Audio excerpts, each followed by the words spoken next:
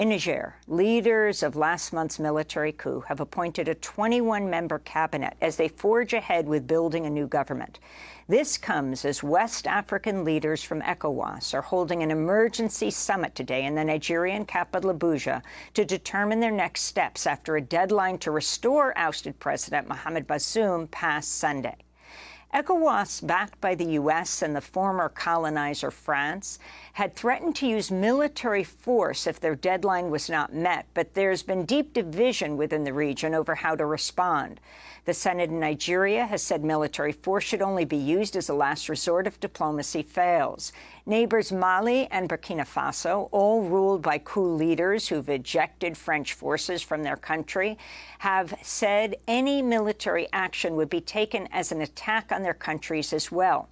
We oppose all military intervention. We should make that very clear. We oppose the military intervention in Mali, Burkina Faso, Niger, and Guinea. But one cannot oppose a military intervention without opposing France and the United States and their militarization of the region. This recent destruction of civilian power and civilian leadership in Niger is one of the 9 sequences that has developed since the war on terror in that region.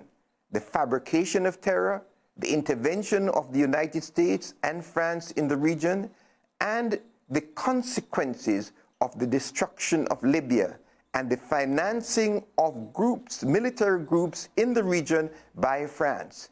Now this military intervention in Niger is a consequence of the militarization of Nigerian society when the society needs social and economic reconstruction.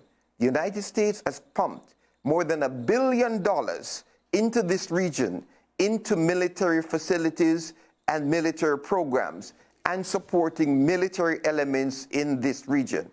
In Niger alone, the United States has spent $500 million building a military base and military and drone facilities in Agadez to support French exploitation of the mineral human resources of Niger. So we cannot discuss what's going on in Niger without discussing the call by the African people for the expulsion of France from West Africa.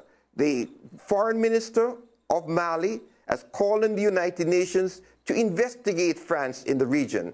The former prime minister of Italy has called for sanctions against France. And it is the right-wing conservative forces in the United States that is supporting France, to the point where now we see the conservative wing of the Biden administration, led by Victoria Nuland and Antony Blinken, leading the discussions on Africa.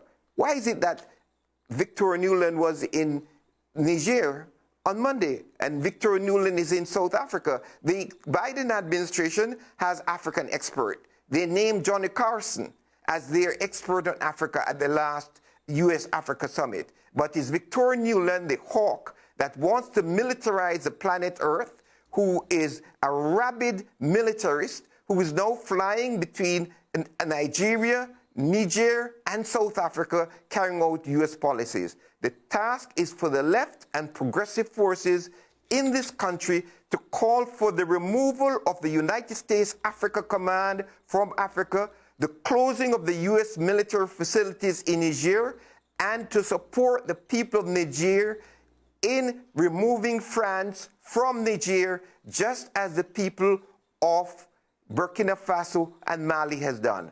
And we should support the call for federation between Mali, Niger, and Burkina Faso.